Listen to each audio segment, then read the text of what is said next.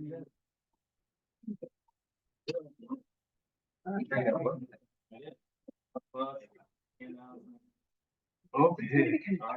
To know how much to fund.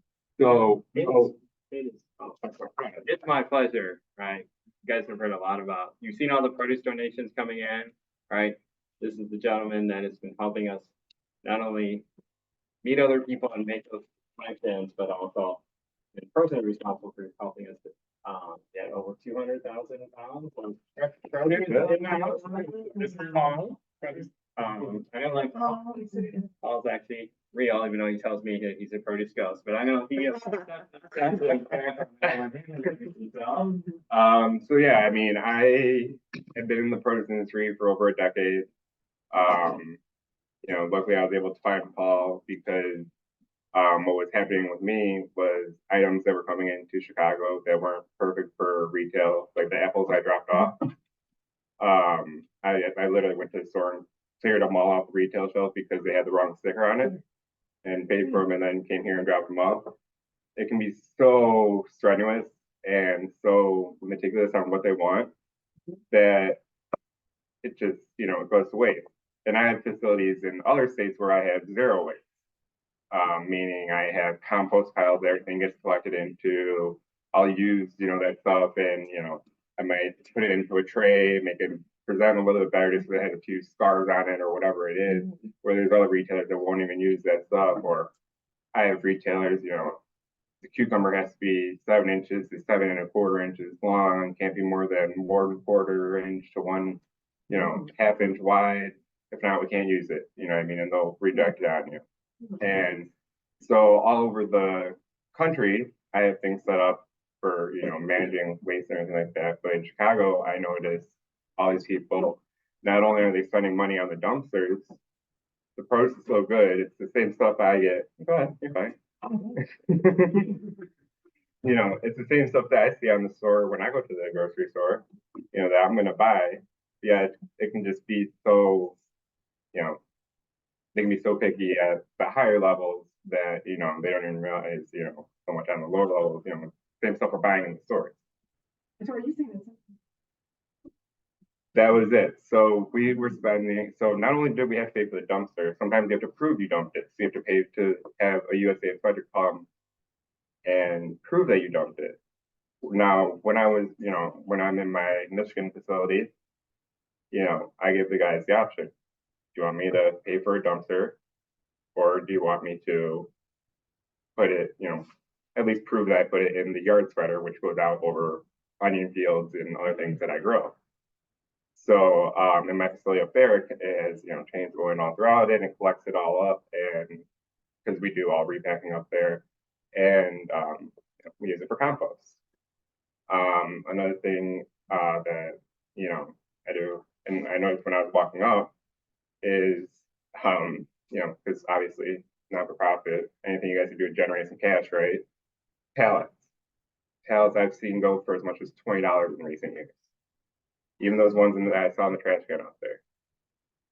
So I gave Paul a book. It has a lot of companies in there. It has marketing, how you should display things, how you should basically recent retail prices, things that shouldn't be next to, things that should be next to. There's also that ethylene. Is there we have a copy of that? So what that is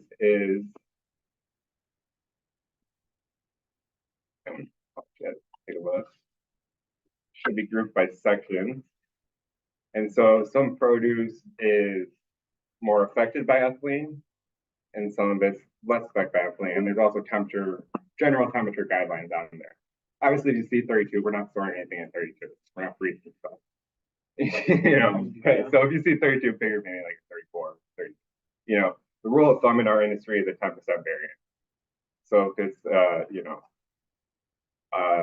34-degree item, I mean, you can kind of keep it within that 10%, but if it has ice on it, obviously you don't want to go too warm. But if it's just a colder item in general, that's fine. Right now, from what I see, you guys got, the coolers in the pantry, obviously, and then the one cold, and then a room that's set at 65 degrees. All right. So for produce, not too many things that you're gonna find at 65 degrees. Now, there are plenty of items that can just stay at the ambient temperature. You know, like your potatoes, your onions, things like that, that you don't have to worry about, you know what I mean? There's other items, they get stored too cold, they might get ruined. They get stored too hot, they might get ruined, you know what I mean? And so I also use this guideline because sometimes I need to ripen things. I might have a red pepper picked too green. So, you know, I might put it with, I might, you know, I buy pallets and truckloads and stuff. So I might take, you know, some mangoes, put it on top of the pallet, wrap it all up in there, and the ethylene gas naturally will ripen it. So it becomes ripe pellet. There's many things I've taught, you know, I've taught Paul about tomatoes. You know, if you cut it in half and you don't see any pink on the inside, I'm talking even just a switch, that's all he needs. It's never gonna turn. It's just not. So that's something you might want to use for your connections with the wildlife preserves or something like that. Because it's not like it's not edible or anything. It's just never gonna turn to the ripening point where you're, you know, as humans, you know, we want to eat it. That doesn't mean it's bad. It's just never gonna turn to ripen. So that's something you just want to just give away. All of our things in our industry come with a certain set of defects. You know, it's a perishable good. As soon as you pick it, it's already gonna start, you know, going. So another thing I wanted to mention to you guys was timing. When I send something up from Mexico, that's 2 to 3 days to the Texas border. From there, it could sit there, either I move it up right away, or it could be at that border for maybe 5 more days and then another 3 days up until it gets into Chicago. And then, you know, with a lot of our stuff, like I said, we just can't use it, you know, and we don't mind donating our stuff, you know, we make our money off of it already. So, you know, that's why most of the stuff we get, we just take it. Other than, you know, the state of the pantry, you know, and Paul knows we can stretch a budget there. You know, we don't mind donating it. So, another thing I had mentioned to Paul is a lot of my customers, they have these large grants because they're doing, you know, school boxes, or they're doing, you know, they got it from the USDA because they also have farms or things like that. And they literally just have to spend their money with us. So last week, I spent $40,000 for one customer just because they have to use up their grant money. So there's definitely opportunities for you guys to have a bigger budget. I'm not talking about just for produce. I'm talking about there's money out there that, you know, that should be pursued. If we can do it, you guys definitely should be able to do it because we are not profit. Otherwise, I wouldn't be in business. There's a couple of websites. I'm sorry I didn't bring my laptop. There's a couple of websites I would like to share with you guys. Most of them have to deal with ams.usda.gov. From there, you can find terminal market. All right, so that covers produce, poultry, cheese, beef, everything. On that website, you can find current market prices here in Chicago, what things are selling for if you're going to spend money.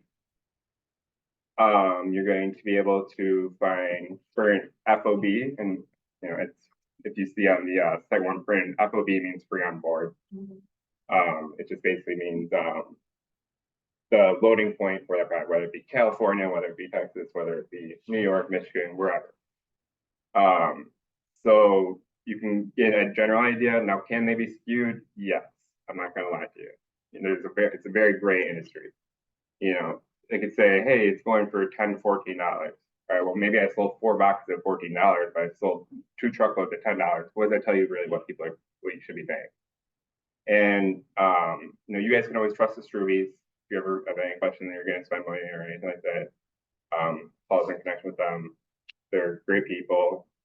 They started Great Food Depository in Chicago. The eldest who just passed away. But yeah, so they were the first ones very welcoming to Paul. You can trust them as much as you can trust me with anything. You know, they have my seal of approval. You know, cilantro boxes is another thing. Wood cilantro boxes. One of the Struby brothers has a company, and I'm not sure if his wife makes planters or whatever out of them. They'll buy them. don't throw them out. You know, with COVID and everything, the price of, you know, materials in general, no matter across any industry, has just gone insane. So there's actually an allied services section of that book. It should have at least a few companies listed for Illinois. You know, feel free to reach out to them, you know, make money off of this stuff, you know, I do. So you guys should as well, you know. And that gives you a little more extra breathing room to spend on things. So again, back to like the, I see you're looking at the guidelines. So they'll have a lot of the temperatures on it. She's looking actually on the back side, I believe, of it. So you see how it's 1, 2, 3, 4, 5. For the standards for the amount of days it's been on the road, what percent of defects it should have. And that website that I mentioned lists everything that is a scoreable defect basically. And also, it should be on that app that I had you download as well. So, or it's also on our company webpage. But when you go into this AMS website, you'll get there's a lot of information there as far as here, there, and not even just, I've never really explored the meat side of it or anything like that, but I'm sure you guys can definitely use it to your advantage, without a doubt. So back to the ethylene and everything like that. So you see how everything's kind of grouped into groups, and there's obviously subgroups, you know, group A, B, C, D, or 2A, 2B. So that's telling you everything that's sensitive or things that can get grouped together or things that should, you know, kind of be put apart. And you'll see that there's little extras in there. It might just be a smell that something inherits. It may not even just be, you know, that it'll ripen it. But that's essentially what ethylene is a gas. And so we use it for good purposes and for bad purposes. You know, you can either use it to ripen so it can be eaten faster, or, you know, you want to keep it away from there so it doesn't ripen it and make it go bad faster. I've done crazy experiments, you know, a lot of them. I still do them to this day. It's gonna be hard for me to impart, you know, over 10 years of knowledge of this stuff to you. But I have worked in smaller spaces before. You know, you have open leaf items and, you know, your cooler's jam-packed and you already have them out here and they didn't sell that day. What I used to do back in the day, grab like a little metal tray, ice water, put it in there, leaves it crisp overnight, take it out in the morning. Nice and crisp, ready to still go. So there's definitely just a lot of just different things that you can do and utilize the space that you have. Ideally, you want a cold room, you know, your 34-degree room, you know, just for ice items. And then you want kind of like a warm, like 45 to 50-degree room. I usually try and do 3, but let's be manageable here when you start trying to leave, you know, be 2. So things like potatoes and onions, like I said, those can just sit at ambient temperature. They're fine in that 65-degree room. And obviously, I know you only have so much cooler space. You guys are providing milk. You guys are providing eggs. You guys are providing one. All right, so don't worry about that with the produce that we give you. You know, like, it's okay, you know, because that stuff is a lot more susceptible than us, you know, doing it with produce. Other than that, yeah. So even when you're storing it in back, you know, those 2 things sitting next to each other, they can ripen each other. Or take an avocado by itself. An avocado that's already ripening will ripen the other avocados around it. So, or there's things called compounding defects, things like decay. They might have, say, decay stem on green pepper. Cut off the stem. But if you see it in something, like in a box, throw that out right away. No, just the one, so it doesn't affect the other ones around it. That's why we call them compounding defects, because they will affect everything else around it. Just toss it out right away. You know, when I walk through, you know, one of my warehouses, I see something else going through it. Done, you know, just because you don't want it affecting the other ones around there. So, You have 2 pallets and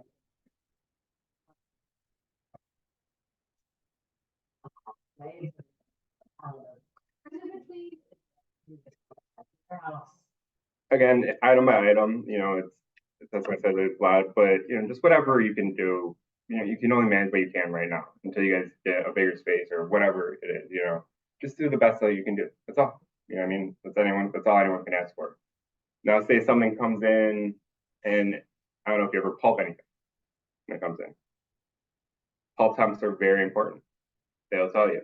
You have asparagus coming in and it's pulping 60 degrees. Well, guess what? 2 days, that thing's gonna be stinking up your warehouse. Getting the pulp temperature, the actual pulp temperature of the item. Because that means it wasn't handled or cooled down correctly during the growing process or whatever, what have you. But there's also ways to prevent things like that. Say something comes in too green, even though it takes up more space, breaking the pallets in half so that way more airflow can go. The reason I also included the common containers with somewhere in one of these printouts is because every container in produce has been designed specifically for airflow, for that commodity, for everything. It's not by fault that we don't just use the same box for everything. Everything has been specifically designed for that commodity in general. So what I mean, well, safety items, but you're seeing it in plastic crates and cups, right? You see stuff that comes in wrapped in plastic and all that. I can talk a little bit about like best practices in terms because if everything is specific, we're taking it out of its maybe ideal environment or putting it in something else. Right, exactly. So the box, so again, they're all designed for airflow, everything like that, because so that way air can flow through it, keep everything, fresh, So when you're taking it out of the boxes, and especially depending on the commodity, some of them you have to be very, very gentle with too. You can't just dump it into a thing. That'll cause bruises, that'll cause all sorts of things. Or even you take a lime, you touch it with your hands, you'll see your fingerprint in there in a couple days from the oil from your skin, rather than wearing gloves. So I was happy to see some guys back there today wearing some plastic gloves because you are going to go into a pretty crazy lime season coming up. There's a guideline like that if that type of fruit is like 70 or 80% is still good, and we said kept them. But right now you said if they're bad, I would separate just the bad ones. That's it. Okay. Just the bad ones. And so wrap and everything like that. Well, wrap, you're going to be, I wrap items all the time because I might have to take a 45-degree item and put it with a 34-degree item. So I'll wrap it to preserve it from the cold while it's on transportation up here. Is it perfect? No, but does it get the job done? Yes. So that's why you might see something wrapped is because they're supposed to be cold. It ran with something cold and it's a warm item. So we're not all perfect, we only have so much space. I only have so much space on a truck, you know what I mean? So, I'm constantly playing with these sorts of things.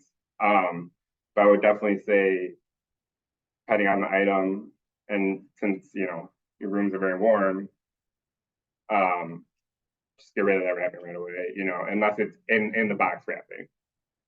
In the box wrapping is something different. In the box wrapping, we call them safe fresh bags.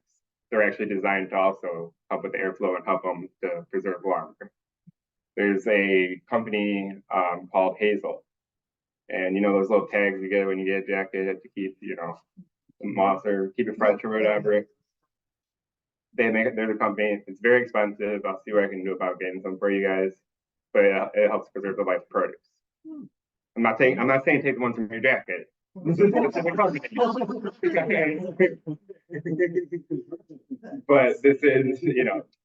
something that we can also look into. They are very expensive, ridiculously expensive. It's a new technology, but it is something that we can look into.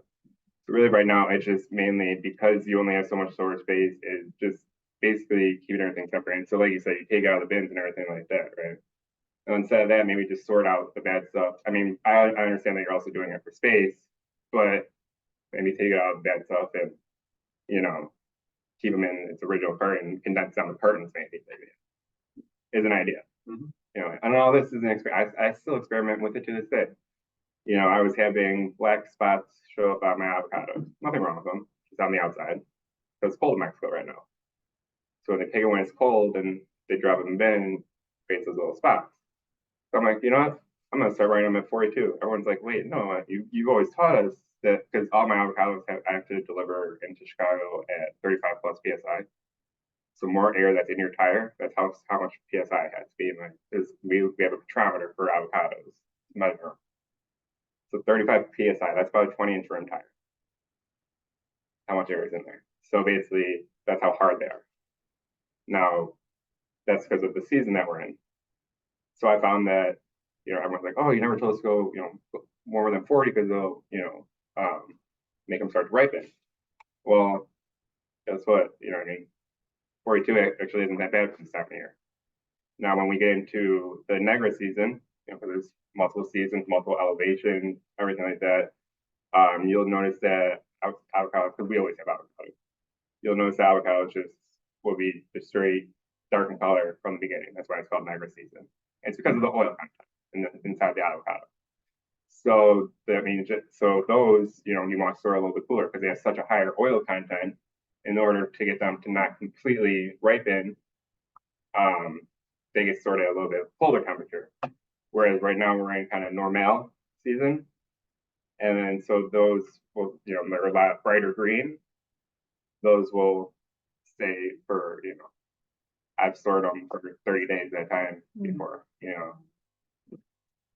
everything that comes in will have a pack date for the most part. If it might be hidden in a Julian date, it might be straight up on there.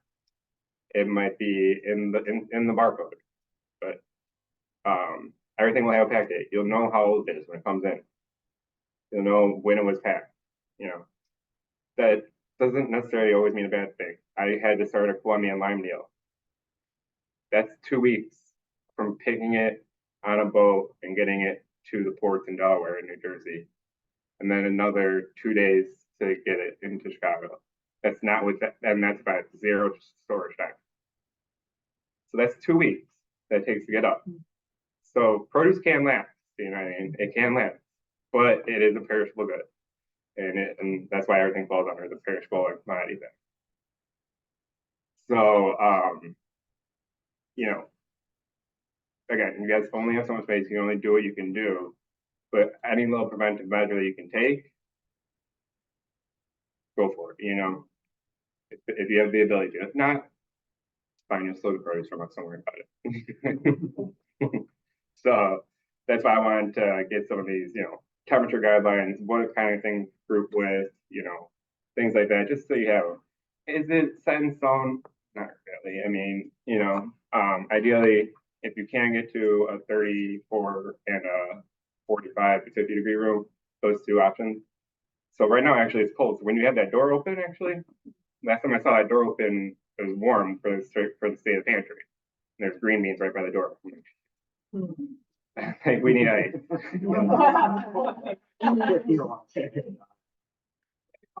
Talk a little bit, like, when we get broccoli, right, and ice, like, can you talk to me a little bit about, like, how much of that is, preserved quality, and how much of that is doing? Okay, so everyone in Chicago have their ice machines for food safety. Because, you have to keep them clean and everything like that. The things I do up in Michigan, no one else does. Because it's just, you have to be so thorough and so clean with everything. So broccoli packed with ice. The reason for that is because of how it was cooled. It doesn't come out of the field at 34 degrees. It's not 34 degrees in Mexico. It's not 34 degrees in California, So you can actually buy iceless broccoli. But it just takes a different cooling process. So that's just basically the idea with, ice items is because that's how they were cooled. Is it possible to buy ice broccoli? Yes, I have ice broccoli farm one right now. Iceless broccoli farm one right now, grows out Scottsdale, Arizona. But it's all about the cooling process. What infrastructure did people put in place? You know what I mean? So if they didn't put all that stuff in place, then yeah, a lot of it's just, because they have to air cool it, and then they have, there's all these different factors, depending on the item. But it's because it's an ice item. If it was cooled a different way out of the field, it could be an iceless item. Same thing with Brussels sprouts. We have iceless Brussels sprouts and ice Brussels sprouts. They have contracts on both, green onions, all sorts of different items. It just all depends on how that facility is set up. So yes, I do have a facility right now going on iceless broccoli ground. They just tried to call me because I actually am a large buyer of broccoli ground. About 10 to 20 loads a week.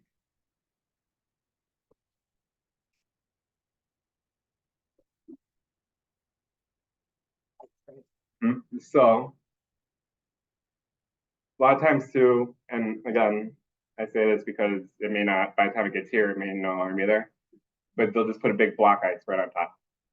You never want to have that on your top shelves. All right, Jewel had a problem with that back in the day. It would drip down onto the other items. Then all of a sudden, you have a bunch of squishy boxes and everything. You're making a mess, right? So obviously, you want to keep that lower on shelves because you know a full pallet with ice on it is probably with the big top ice on it is probably say about that high. You're gonna be lucky if you fit it through the cooler door. So but if you can find a nice ice provider or something like that where they can just throw a block on top or whatever, that's something that I would definitely look into. You know what I mean? So there's definitely companies out there for that where they just sell these literally the size of a pallet, big block of ice goes on there. And What the ice, as opposed to if you just put the broccoli without ice in the cooler. what the ice does is it helps keep it at the lower temperature, obviously. It's more for when it's not just staying in a cooler, but it's also to keep it cool. I mean, there's multiple ways to do this for it. You obviously don't want it to melt on there, but eventually it's just a longer preservative. If that makes sense. Right. Right, exactly. Because say the cooler's at 36, well, that will keep it at 34 or all broccoli is supposed to have full pack ice inside the boxes, other than if you're buying specifically iceless broccoli. Usually you can catch someone sending older broccoli when there's only just that big thing on top it's on in all the boxes. But yeah, so I actually go through a truckload of broccoli, so 44,000 pounds. It takes me about 5 minutes to pack and get ready to go out to retail. And I tray pack them or I individually sell wrap them. So it's not always necessary. But the thing is you want to keep your freshness, that's going out to the store the next day, Where some of this stuff, like I said, it could take 2 weeks to get up. The guys are going to try and sell it. They don't get the movement, everything like that. Be 3-4 weeks since it was packed that was up here. So that's where you want that ice on there to help preserve it and protect. So no, it's not stupid. Broccoli, trust me, it's not a stupid question. It's a great question. It's just a preservative, and it's also a good indicator. How old it's been. If there's no ice left in there, guess what? And it's not marked iceless broccoli. It's probably been you're gonna want to move through it, or at least keep it as full as possible. So I also use those indicators. There's nothing that's ever just used as one thing in my mind. Everything is just 2 or 3 things that I'm thinking of always. Paul would ask me, he's buying some number 2s. I use number 2s all the time. Photo a picture of my I was growing zucchini with organic zucchini. Just had some scars and a little bit of yellow belly. Turn it over in the tray, I put up, goes out to retail. So I'm actually a huge fan of number 2 stuff. I don't, because you get it for cheaper. But you got to have the facility for it, obviously. But you get it for cheaper, and a lot of it's just cosmetic defects. That's it. So it doesn't look as pretty. That's it.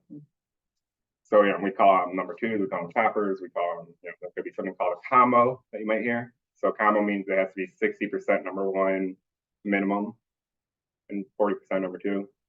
They might just put it in a different label, and then call it. And so they have their premium label, and then they have this label. You know what I mean? They might call it chopper. Why? Because we chop them up. So speaking of chop, so we had a lot of room brand choppers and all that type of thing. If you're from food bank from other places, like you can only hold it for so many days, right? Like how much? Like what's the story behind that? So those types of items, obviously, did you have to create a GTIN number or anything like that? Well, it's just, anyone remember back in the day, how cucumbers used to come? These ones, pull the wax off of them. Sound like that anymore? If you notice, the wax content is coming down a lot for food purposes as a preservative. So it's essentially an opened up item. You know what I mean? It's cut, you know, so the interior is exposed, everything like that. So it doesn't have the basically wall. Yeah, we call it walls. Yeah, you know, pepper wall. Everything I, you know, when I talked to you about tomatoes, look how thick the wall is. You know, so that's just it's an opened up item. It's been, you know, it has more exposure to the atmosphere, to different things. So it's not going to be lasting as long. That's just pretty much the reason why. It's just because it's been opened up and, you know, it doesn't have its protective, it's in its skin or whatever you want to call it, you know. Well, sometimes we get, I'm sorry, no, sometimes we get packages though, where that fruit is not only like, it's cut and it's in a plastic container, like pineapple or cantaloupe or whatever, where it's already been cut and then Yeah. packaged and put into plastic. And many times we're, you know, we're sorting, looking at it, you know, like how does it, you know, it's so much of a visual of It's actually funny. We have a, how long is it good for?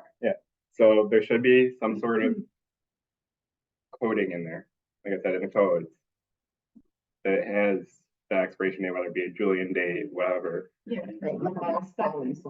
Yeah, Yeah. yeah. Yeah. Either that or it might be hidden in the barcode or something like that. That's why I asked about the GTI on things like that. You know, we do have a cuts program ourselves. And it's actually funny because when I was just in the cooler, you know, one of the ladies was looking at berries, I'm like, you really want to tell if it's still good, and I'll flip it over and see if anything sticks. Yeah. Turn it upside Yeah. down, see if they all come down or not. And if they don't, I don't buy it. Yeah. You know? So, yeah, I mean, cuts, they just always will have a date on them. We have, you know, we have our own private label cuts program also too. That we just kind of started, so it's probably why you haven't seen it yet, but you might eventually see it. So you think by the time it gets here, we get what, another day or so out of it? I wouldn't tell my guys to send it personally, my guys. But again, it's all about preservation, making sure it's in the right packaging, and everything like that. But a lot of times they'll tell you right there on there, or it should at least, used by the state. That's for a reason. Can you extend it a bit? Yeah. You know what I mean? But you don't want to be, you know, we're still, you know, supporting human beings here. You know what I mean? So yeah, if you wouldn't eat it, why would you give it to someone? Put it like that. Yeah. So that's actually what I tell my team, because I have to manage a lot of warehouses, so I'm not always at our warehouse. I'm like, would you eat that? I'm like, no, it's not for donation. Would you eat it? Fine, it's for donation. Or when I was here for the state of the pantry, and you know, there was the green beans with a little bit of rusting. Somebody, lady had asked me, she's like, "Are these good and everything?" I'm like, "Watch, put them on my mouth." I ate it. What, so the people saw it, I wouldn't eat it, but this person said, no, I wouldn't eat it. So Right. it's Well, when we're talking about something with pack dates, you know what I mean? I think we're all pretty much on the same page there. Okay, good. You know, sure. I mean, I know you guys don't have all the tools that we have, you know, measuring sugar content and everything like that, and they get expensive. I'll give you the website. There's a cheap. I think it's about like $400 for our parameters alone. So, but you know, that might have been why you've been seeing a lot of watermelons recently. Too ripe for the stores. They're too ripe for the stores. 202, right? Might be two. That means it has a high sugar content, or bricks is what we call it. Bricks content. So yes, so I'm sure you've seen a lot of them. So this, but guess what? If I go to the store, I want that watermelon. It's got that nice sweet sugar content. It eats really, really, really good. So there's that fine line because the store doesn't want to take it in because what they're sitting on it for, you know, however many days or anything like that. So that's why you might see during times of year more of some items than another. You know, hard squash, spaghetti, butternut, acorn, kabocha, you know, all your gourds. They can last a long time, a very long time. I've seen guys hold on to them for not years. Let's do it. From the end of their season to the start of the next year's season. So you're talking about at least 8 months. Yeah. At what You know, I tell them not to send me that stuff anyway. They keep that close by, you know. I tell them not to send me that But stuff. what's in there, bruise or? So yeah, so bruises and cuts are also defects that will score like you see on that chart. So all those are a percentage. So you know, it's 15, 4, and 3. So that means after, let's say on this one, if it's been on the road for 5 days, it can't have more than 15% defects, such as bruises, your cuts, everything like that. How do we know? That's you're not gonna know this stuff. I mean, you know, all this stuff. Everything is getting on the day. But then the last one is decay. That's what we're allowed to have in order for it to make standards up here in for our sales. And What is the first one? so that'd be the checksum of condition defects after that many days. And so you'll see on that website that I mentioned, again, ams.usda.gov, there's a grades and standards section. Just go to the produce section, and it'll show you everything that's a condition defect. It'll have a C by it or a Q by it, whether it's quality defect or a condition defect. And that's the same grading standards that USDA officers use. It's the same grading manual that everyone else uses. So it's literally the USDA's grading manual. And like I said, there's also things in there for dairy and meat and everything, because it's all part of sort of the same industry. I just am not familiar with that side of the website. I know the meat one looks really cool, looks a lot better than the produce one. Produce is very old school, but I don't know much about it, much more than that. Again, because a lot of these things also, you know, meat can be traded, you know, on, you know, a stock exchange, you know, or, you know, they even, I think they trade orange juice now. I've seen they trade the other things, you know what I mean? So, you know, great example, who's had the cranberry log around this time of year. The cranberry log from Ocean Spray. Nobody's had the jelly cranberry log? In a can? Yeah, the canned cranberry log. What happened was that guy back in the day, he created the whole co-op because they could only sell cranberries in the Northeast. He created this whole co-op, and there was this old way of doing, taking, you know, getting your cranberries out of the field that hadn't been used in a while, so they didn't get perfect first time. I'm sure you guys have all seen a cranberry field flooded, at least a picture of it. Or you might not have known that they were cranberries, but it just picks them all off. So anyways, he ended up doing that. And what happened was he ruined all the cranberries. They were too mushy to sell. And these are, you know, these are when you could only buy what was grown locally by you. You know what I mean? So he had to figure out something. So he came up with that. And that's how the cranberry law got started. Interesting. It Actually, I believe they eat like for Thanksgiving, if I remember right. Is they eat on Thanksgiving, not turkey at first Thanksgiving. So I wonder if those are still made from cranberries that are not. Ocean Spray? Yeah, Ocean Spray is in the same industry as me.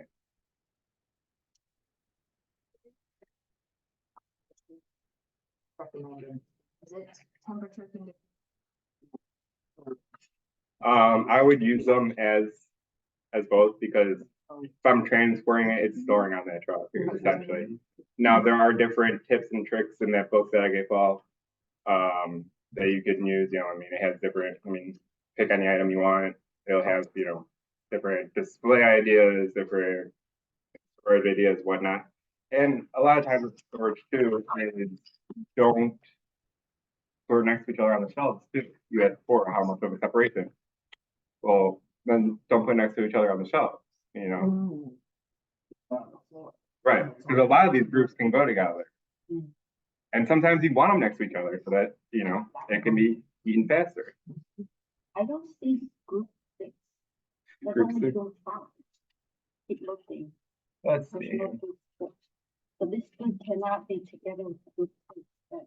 That's six are missing. There's actually looks like maybe a page missing. Yeah. It's okay. He has the electronic document. I'm sorry. I got rid of paper a long time ago from it. So. Yeah, because it's not, you know, something maybe it just didn't get printed.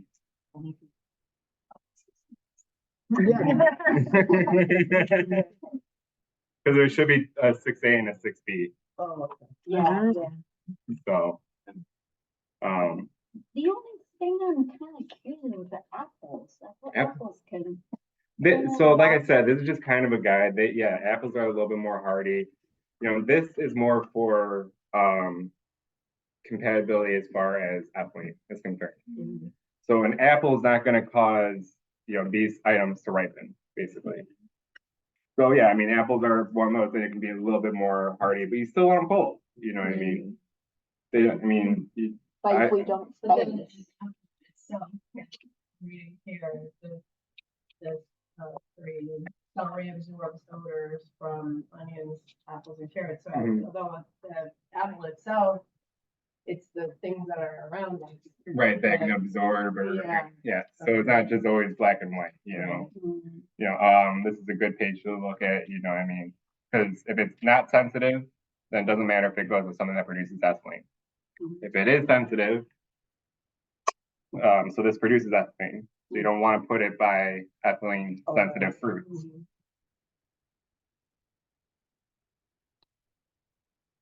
Unless you want to ripen them.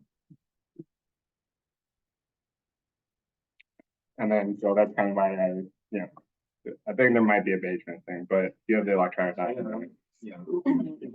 Unless they got rid of group 6 entirely and decided we don't need group 6 anymore, which could happen. It's been a while since I looked at a lot of this stuff, to be honest with you. I just happen to have it because for when I have new trainees, I send them the whole thing. A lot of it you guys don't need to worry about. You don't need to worry about contracting containers and things like that. But yeah, there's a reason that there's a rhyme or reason to everything that we do in this industry. And you know, a lot of it's like, you know, FOB acceptance plan, I'll go to for you. None of that's gonna much matter for you. I just want you guys to have more or less the temperatures. You might see something by the tomatoes where it says pink or green. Right, all that's saying is, you know, how ripe are they? Just stick to 45 to 50. don't think too much into it, all right? Just stick to 45 to 50. You're fine. You know, they're on the more warm side, you know, you want to buy the 45, you know. They're on the, you know, it's starting to get a little mushy or anything like that. Obviously, you don't want them at 50 degrees. You know, I've had tomatoes at 65 degrees, 70 degrees, just to ripen them up overnight. I put bags on them because they're too green. I put bags on them. I put, you know, and then I put them, I set the room to 90 degrees and probably hit about 75 at its peak. And then I take the bags off and, you know, I've been able to ripen things overnight. Another thing I would say though is you don't want to shock produce, meaning you jump into a cold pool, what's the first thing that happens to you? Or cold water or anything, or even hot water, shock, you know. So I take things out and I slowly cool them down back to the proper temperature that they're going to be. Back to ice broccoli. Mm. We would want, you know, when we pull the ice out, we would want to then just like let it sit in the fridge for a while. No, it should be. I mean, the coolers that you have out there are fine. Okay. Yeah, So they're cool. yeah. I would just say overnight, you just might want to just do something like an ice bath or something like that. You know, retailers actually, way back in the day, they used to do a warm bath so it could absorb as most, because a lot of this stuff is made up of water. So good, because, you know, the hotter, the warmer something, not hot, but warm, you know, and then they'll dump it into an ice bath for overnight. Because that way it could absorb as much water possible. Same thing if you're, you know, anything that you mix together, you know, that you learn in science class, you know, going to be, I'm trying to think of the word, but you're going to be able to absorb more of it, you know. That was their thinking behind it. My advice is find the clean tray ice bath. You know, take it out in the morning. So yeah, I mean just cold water or whatever, you know, I mean, it'll help keep things crispy, you know, you don't want to leave it in there too long, but if it's gonna be overnight and you're not sure, I mean, because I used to work for a small grocery store, Lemon Tree Grocer. I don't know if any of you guys remember it. Yep. My business partner was the owner. Mm-hmm. It just is not. And so you know, I was working with very minimal space there. You know, so I was doing all the buying for there while also running produce business, while doing all sorts of things. So So, you just, you just gotta try and do the best that you can. That's really with what you got at this time, Again, I really highly advise looking at that website and just, if you ever want to just learn about commodity or what could happen, if you were exposed to this or that, you know what I mean? And all you're gonna want to look at is condition things. You know what I mean?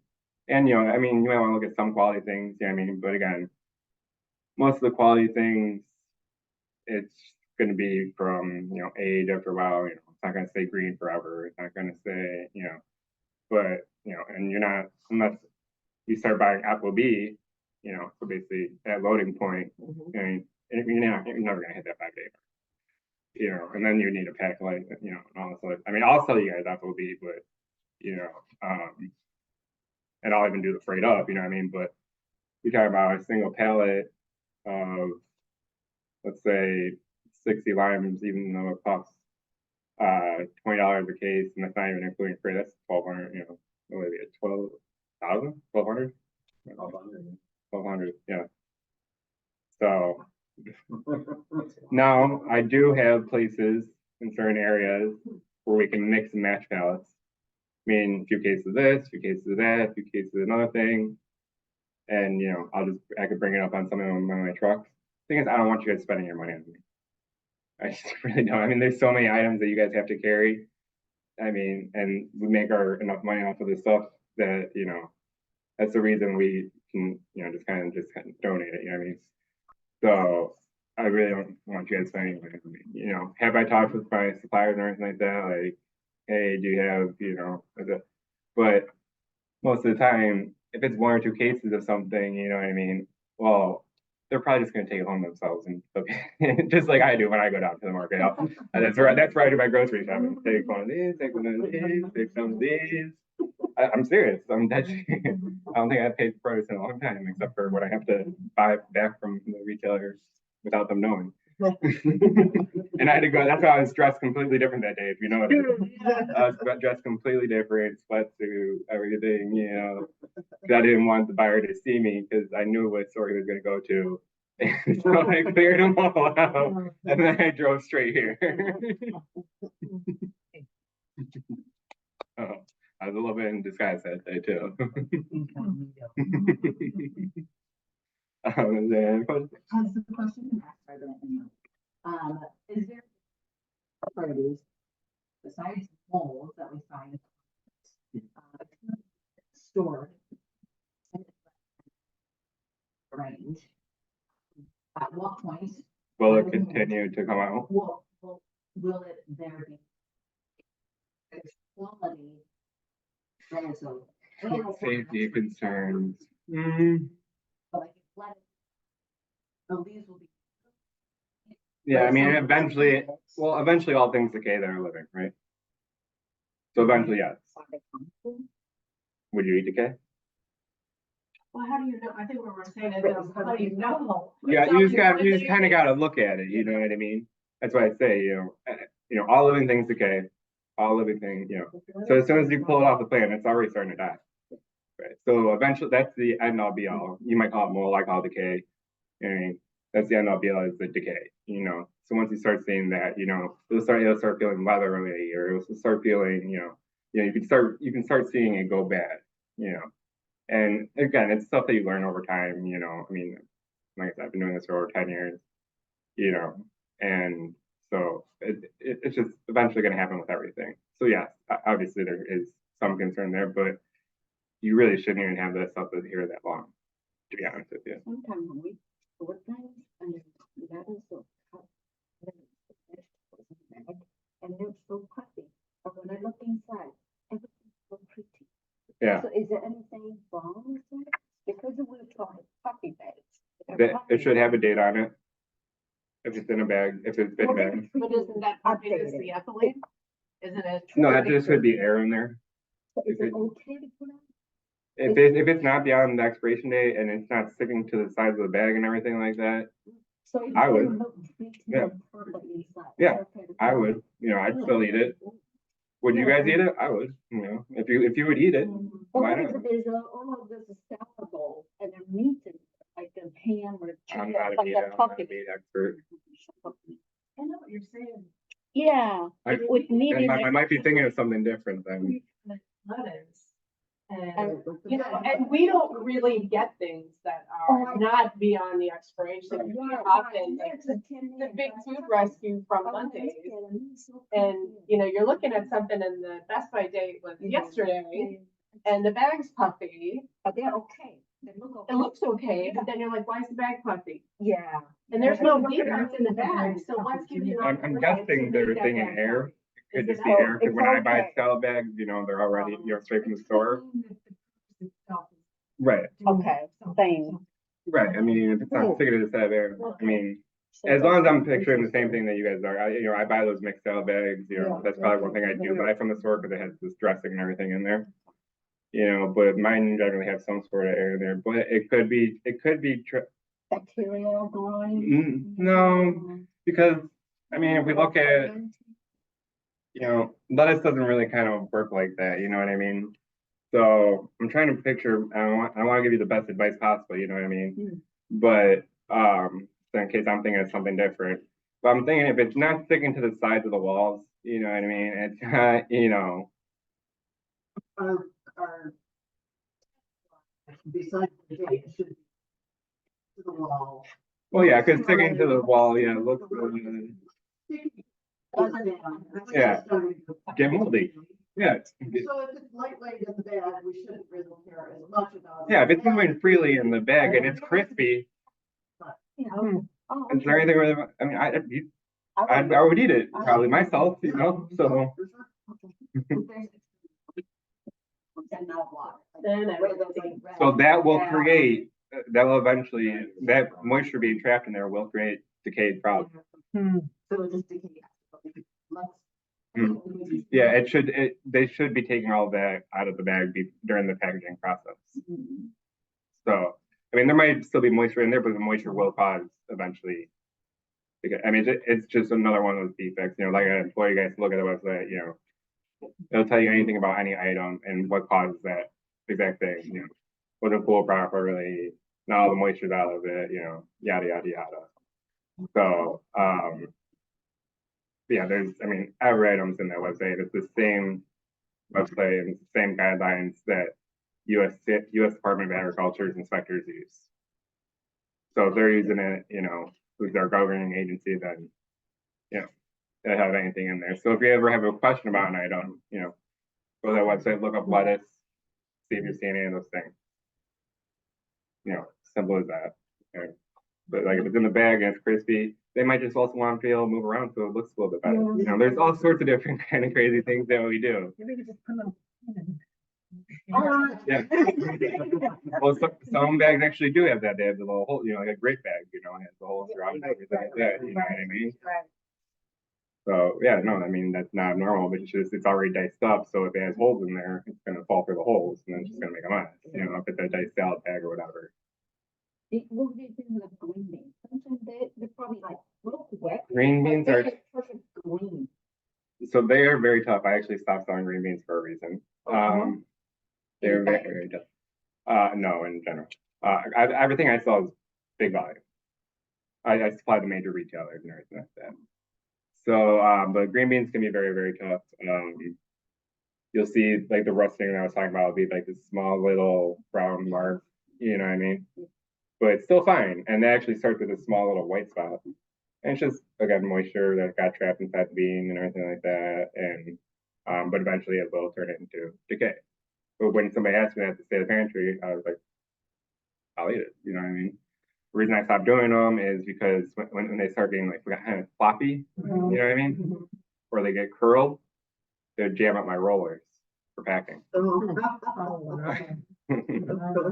that I couldn't use them. So, and it's an item you have to follow all around the entire country and everything like that. So, Oh, they're in a bag and they look very green, kind of fresh, but it's just wet. so I pack those actually. That's what my Michigan facility mainly does is does that value add to all those kind of things. But you know, as long as they're still crispy, you know what I mean? Oh, we don't know. Crack them in the back. Can I snap it? Yeah. Yeah, you can snap it right in the back.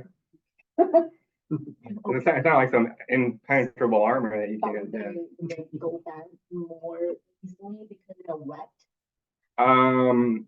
Yeah, I mean, we'll obviously want moisture, try and take some moisture out of things, but say, sugar snap peas, they're 90% water. You know what I mean? They're always gonna be letting out, some moisture and everything like that. So I don't want to, like I said, it all depends on the item and everything like that. But if it snaps, it's fresh. You know what I mean? If it's getting all wiggly on you, it's starting to go. And so, yeah. Do you guys have any more questions? Are we missing pictures here too? I wouldn't worry too much about this, just using it more as for the temperatures. These are all the temperatures. And if it's susceptible to chilling injury. So you'll see that chilling injury, meaning if it were to touch broccoli, you're good, you're good, no problem. So if it gets too cold, it can get damaged and by cold. With bananas. Yeah. So I don't know if you guys know, but most bananas not yellow. Or even we gas them. We gas them. So this store tells us what color they want. They sit in a room, get gas with a type of ethylene, and so that way they turn that color. But they're still firm, rather than waiting around for it. Now, if you guys want to preserve something like bananas, wrap around the stem. It'll help them keep them from ripening as fast. There's even gas tomatoes. We call them gas green tomatoes. A lot of times because slicers for restaurants or whatever, you're going through a slicing machine. You want a nice firm tomato. So you do a gas green tomato, and that way it's not getting all mushy on you when you're going through the slicer. There's a lot of aspects to that. And I still learn every single day, you know what I mean? I try and learn something new. So, yeah, I mean, that website though, it has, like I said, it has any sort of defect or anything like that. If you can't find something, reach out to me. I'll get you the info on it, as fast as possible. Yeah, I mean, that's just, and I sometimes have to hound at my guys and like, guys, why would you do that? Come on, let's think about that one. Like, and I tell them, would you eat it? Sometimes I hurt their feelings, so I try not to discourage them too much. But at the same time, I know you guys are working on volunteer labor, and so, we don't need that being absorbed because the tortoise every time wasn't, good enough looking or whatever, so, or bad in general. So that's never our intentions, but, thanks to this girl. But I definitely understand working off of, volunteer hours and everything like that. So, we have a whole thread going, no, don't dump that, or do dump that, or don't, donate that, don't donate that. So, but yeah, I mean, and there's plenty of coolers down at the market too that are just so jam packed that, like distributors are like brothers to me. And so you'll notice that their cooler is very spaced out and everything for it. I'm like, why don't you go buy this way? He's like, well, I don't need more space. You know what I mean? He's like, I got that I want and everything like that. The other places are just on everything just all on top of each other, kind of like ours. But it's just because, we're trying to carry so many items and, you run out of space. Yeah, I mean, I don't even have the proper temperature room for all my stuff. That's why I have to have the turnover. I might have to repack it or do whatever I have to do. So, and that's just for Chicago. I mean, so yeah, it's definitely an interesting industry, but you just got to remember it's a perishable good. Eventually, it's gonna go bad. So whatever you can do to try and extend that life, I'm all out it. But again, you have to work with what you have to. That's the realities of life. So, I've been there, I've done it, watched things go bad, I've watched things, not go bad. Luckily right now it's cold out, so but some things you don't want to get too cold, but still, you're not gonna instead of being, I know the thermostat's at 65, it could really only be 55 in there, you know what I mean?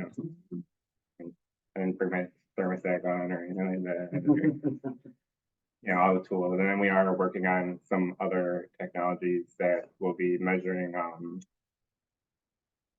living cells within produce. They currently do it for fish, so I don't know how much I'm allowed to talk about it. But just because it's not my proprietary technology, but we are trying to test it on produce, measure the amount of living cells that are in there. That's how they would be able to tell how fresh a fish was. And so theoretically, that would give us a lifespan at its current time of testing Mhm. for that certain piece of it, or would that or would there be like multiples? Again, That piece is gonna be packed at the same time as other pieces, you know what I mean? Obviously you wanna test a few of them, but, and we're just starting to get into it, I don't know, again, I don't know how much I'm allowed to talk about, but, they currently use it for fish to tell how long ago, like how many living cells are still in it, because of, how fresh it is. Can we use it for every item? No. You know what I mean? It has to send a pulse through and so, but yeah, that's the next evolution, I guess you could say. Anything else?